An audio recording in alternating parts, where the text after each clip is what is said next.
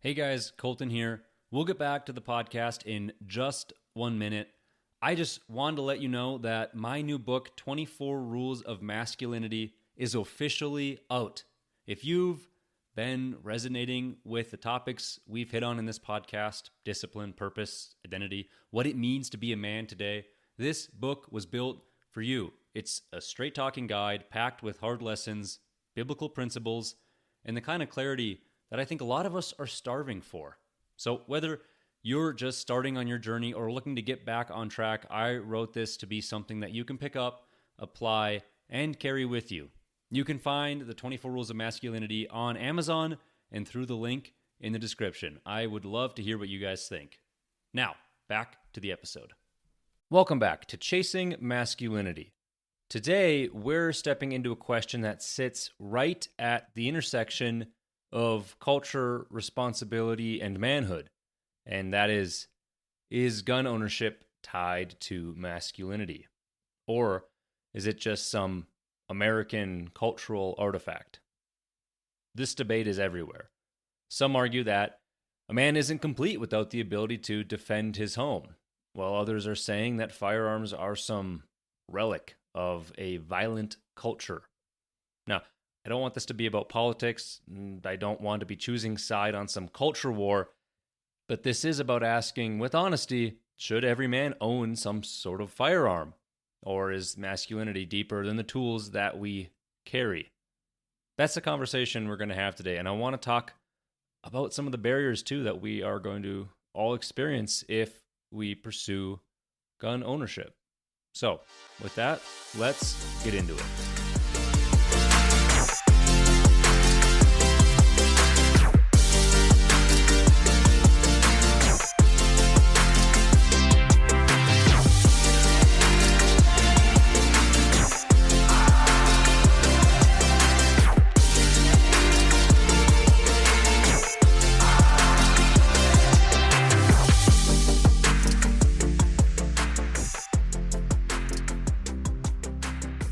Now, I want to start by saying that I do own a firearm and I am a strong Second Amendment supporter, which for those not in the U.S., the Second Amendment is what protects U.S. citizens' rights to own a firearm.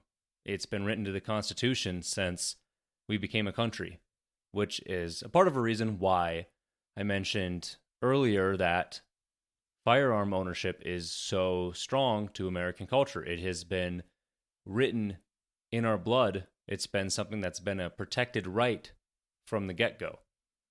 But there's also a vastly variant of views for what gun ownership or gun rights in America or even any Western culture should look like. Even in America, there's a chasm of differences between basically the left and the right, or people who are pro-gun or anti-gun. Now, I don't want to get into that too much. I personally believe that gun ownership and firearm ownership is a right, and it should probably be as least restrictive as possible. But really what I'm trying to get into here is if it is at all tied to masculinity. So to start, I want to talk about masculinity and protection in that historical context. So masculinity has always been tied to protection and provision. Day one, whether that was tribes or clans or just protecting your family, the man's role or masculinity was tied to your ability to provide and protect. And weapons have always been a historical symbol of that responsibility. So whether that be swords or spears or even shields or bows, something that is a tool that gives the man the ability or gives someone an ability to protect. Now, firearms today are just kind of a modern extension of that tradition. It is a tool for defense in that specific purpose. I'm talking about the purpose of protection here. It is a tool of defense. The firearm itself is not really a definition of manhood. However, that protection is. So that's that key question. Does owning a firearm make a man masculine? Or is it just simply equipping a man who is already carrying that masculine responsibility? Because just like traditions of old where a man would protect via those swords and spears, that really isn't the case anymore. You would be unequipped in the modern world. So therefore, the gun is the new tool to equip defense in that way, or a firearm is the new tool to equip yourself in that way for that form of defense. So is that what is required for masculine protection? Now, a weapon in the hands of a weak man is absolutely dangerous. It is not noble. It is not masculine.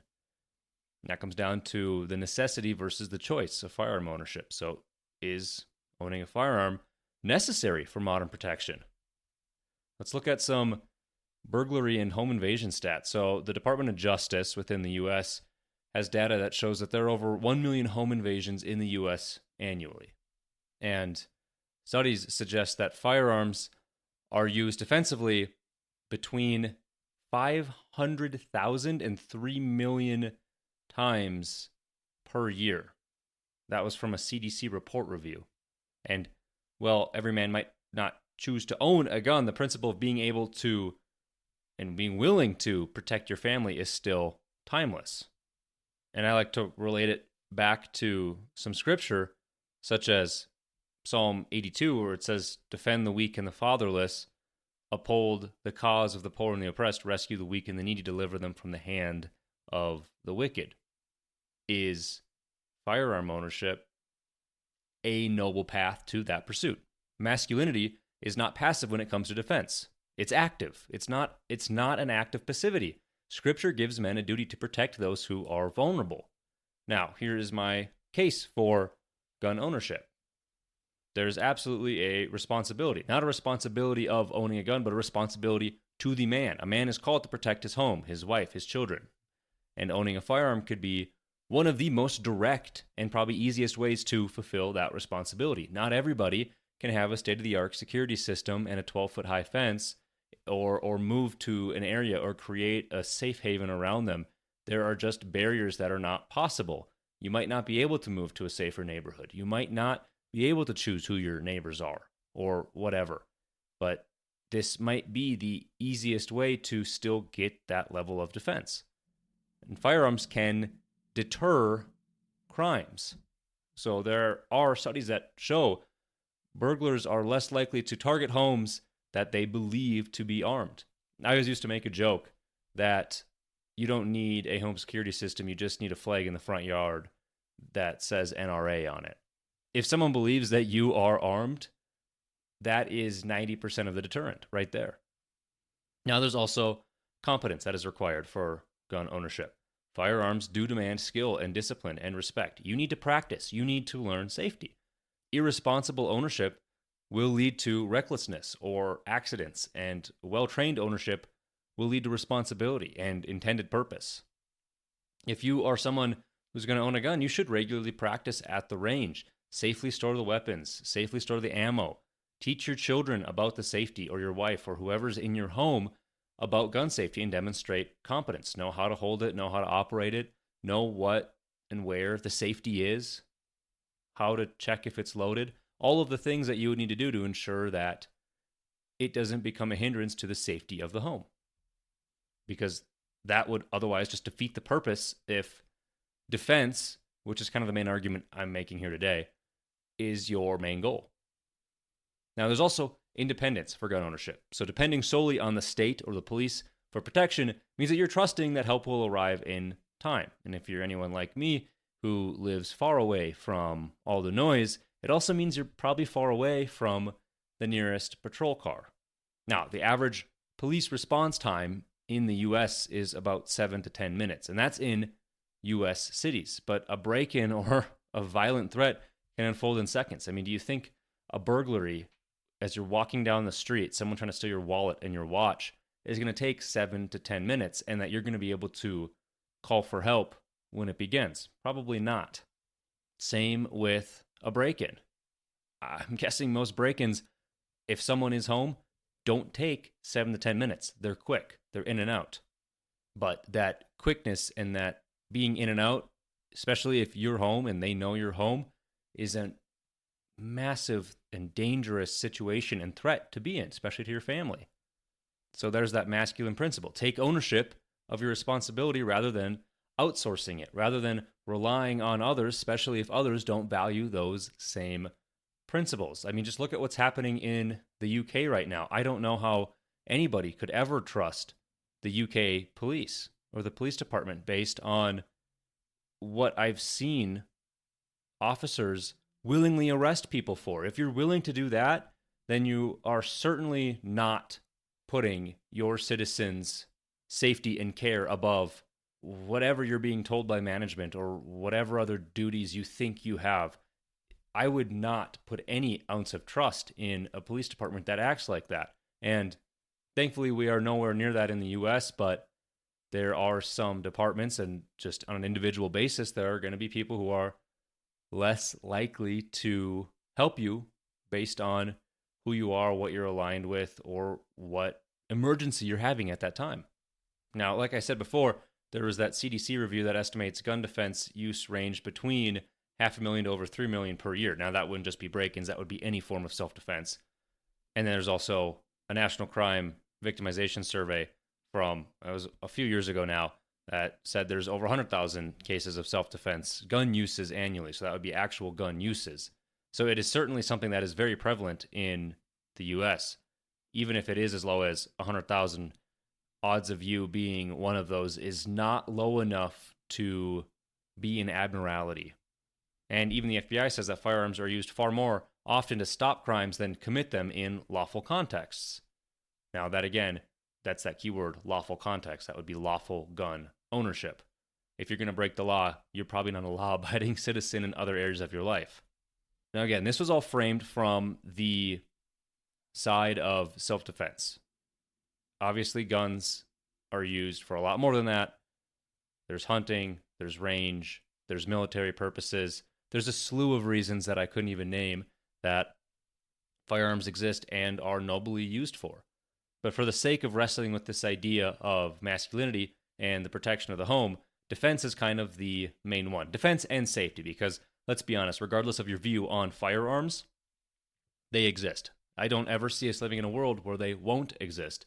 So being ignorant to that fact and not training yourself, training your partner or your kids or your family in how to properly be around a firearm could also be an act of negligence, knowing that this is just a common thing, or at least something that somebody may experience in your family someday, come face to face with. They need to be able to properly dispose or remove or carry or fire a firearm. There needs to be some level of competency in that arena too. But obviously the arguments that I'm making here are very much on the defense side. So there are quite a bit, and this is growing every day, quite a bit of barriers and requirements just in the US to own a firearm. Again, this is America. We love our guns, and it is very difficult to get them. There are a lot of federal rules that you have to go through. There is a background check that goes through the NICS system where you have to essentially be approved to purchase a firearm, which makes sense. It deters a lot of the bad actors who would otherwise want to go purchase them legally. So that would prohibit people like felons, anybody who's a domestic violence offender. If you have certain mental health rulings or court orders, you are not going to be able to purchase a firearm. But it gets much more in depth by a state to state difference. So in California, where I actually did purchase my first firearm, there are very long waiting periods. And there is a registration process, and there's a ban on many assault-style rifles and very strict magazine limits. There are grips and stocks that you can and cannot use, where you have other states like Texas and Florida that are much less restrictive. There's no waiting period for most purchases, and there's a much more accessible concealed carry, which means you can have your firearm on you. And then there are states like Illinois, New Jersey, and New York, which are among the strictest in their licensing laws. And that would be because of Chicago, Boston, New York City, these big crime-ridden cities where illegal gun violence is very prominent. And then there's the concealed carry permits, or the CCWs. These requirements, again, vary a lot state per state. Some states require online training courses or some live fire qualifications and some character references, where Others are just a constitutional carry. There's no permit required. They believe it's a constitutional right to own a firearm, therefore you should be able to carry a firearm with you in public. And then there are states where it is everything in between. The spectrum ranges. Some states, it is hundreds and hundreds a year in licensing fees just to keep your concealed carry. And then, like I said, in those constitutional carry states, there could be absolutely no requirement, no fees. It would just require you to legally own a gun. So where's the masculine angle from all of this? Masculinity is not about complaining about these restrictions, but it is about the discipline and patience in navigating the process legally and responsibly. If you are feeling a calling, or you do feel like firearm ownership is something that you need to pursue, or that you have, but you've maybe cut some corners, you absolutely need to go about it the right way. You need to play by the rules. I don't care if you believe in the system or not. Responsible gun ownership begins with subjugating yourself to the laws of the land, regardless of your beliefs in their authenticity or purpose. If you don't believe that a magazine limit in California will lead to a safer state, I'd probably agree with you, but it doesn't mean you should go buy a 30-round mag. You still need to obey the land and have legal gun ownership. That's a part of the responsibility and a part of the masculinity responsibility that it goes along with owning a gun. Now, there are a lot of other countries where gun ownership is even more difficult, such as our northern neighbor, Canada. There's a massive licensing system, and there's mandatory safety courses, background checks, and references. And there's a lot of restricted categories on firearms, like handguns and semi-automatics. And there are strict storage laws. Has to be unloaded and locked when stored. Again, none of this sounds too terrible, but it could just lead to more hindrance, especially on the licensing and registration side. With more fees, it's more expensive, and that just makes the pool of those that are able to pursue this path smaller. You have to be a little bit more well off. You have to be able to have the time and resources to navigate these requirements. And then there's the UK. The UK has an extremely restrictive handgun ban since the 90s. Most firearms are completely limited to sport shooting or hunting. And there is a very long application process that includes police interviews and home inspections and references. It would be almost impossible to own a firearm now in the UK, even if you were using it for hunting purposes. Same with Australia. In the 90s, there was a massive shooting, and that led to some very strict gun laws passed in the country. Ownership is allowed, but only for a quote-unquote genuine reason, and self-defense is not acceptable. There's licensing and safety trainings and storage requirements and bans on many, many firearms.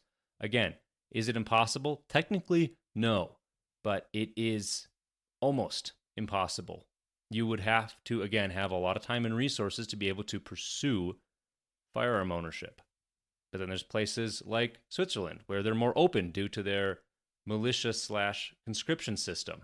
So many men keep service rifles after the military duty, but they're still under strict regulations. Firearms must be registered, ammunition is restricted. And then there's other countries like Germany or any other EU country where gun ownership is allowed, but again, very heavily restricted. The EU is very strict on their ownership requirements. Requires background checks, psychological evaluations, and again, there needs to be a proven need, like sports or hunting. And self-defense often no longer makes that cut. The EU mandates that there are some minimum requirements for gun laws across all of its member states as well. So, many countries view the protection of the home as the state's job. They've delegated that from the family to the state. America remains somewhat unique in that cultural expectation for men to be the first line of defense to their families. If you think of your traditional masculine man, any of the Hollywood movies about someone who's an ex-cop or ex-marine or what have you, and something happens to them, it's not them going to the police. It is them taking action themselves and defending their family or fighting back. That is still at the core of American culture. So, back to masculinity and firearms. And the core question, does owning a gun make you masculine? No, absolutely not. There are plenty of men who own guns who are not masculine in character. There are plenty of individuals who use guns not for their intended purpose and do evil or heinous acts who are absolutely not masculine. But masculinity is not the tool, but rather the discipline. It's the humility. It's the responsibility behind gun ownership. Firearms can express masculine duty. They can absolutely be a tool to masculinity. For a man who's committed to protection, who's committed to stewardship and responsibility, firearms can be a powerful tool that are aligned with his calling. But if a man believes protecting his family requires a firearm, then he should absolutely pursue ownership responsibly. Now, there's a danger in hollow ownership. A man with no discipline or no character, but still has firearms, is dangerous. That's not masculine. A disciplined man with character, but without the tools, could also be vulnerable. So masculinity is forged in wisdom. It's not just the hardware you have, but if you don't have the proper tools to be able to enact that protection or whatever, then you are still allowing vulnerability into your life. So ask yourself, do you see firearms as a shortcut to masculinity or as a genuine tool to live out your masculine duty if this is something that you are pursuing? And ask yourself, are you trained and disciplined enough to carry this responsibility with humility?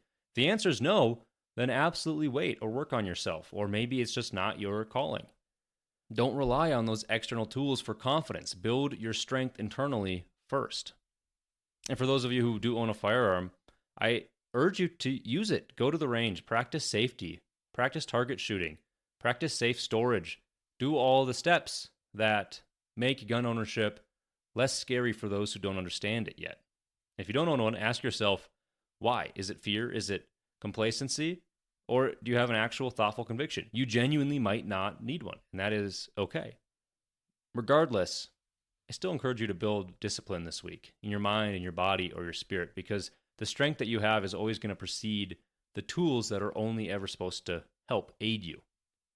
I always like to go back to the analogy, I can't remember where it's from, but it is better to be a warrior in a garden than a gardener in a war. So that's it for today's episode of Chasing Masculinity. Yes, we've asked a very dividing question. Does gun ownership make a man more masculine? Or is it simply a tool that reflects his responsibility that's already been placed on his shoulders? Now, masculinity doesn't come from the firearm. It comes from the man who chooses to protect, who chooses to provide, who chooses to steward his family with that conviction and that discipline. And a gun can extend that duty, but it can't replace any of the character that's behind it, the strength, the humility, the responsibility. All of that has to come first. So ask yourself, am I relying on these tools to give me confidence? Or am I building the discipline that genuinely, that truly makes me capable? Remember, it is better to be a warrior in a garden than a gardener in a war.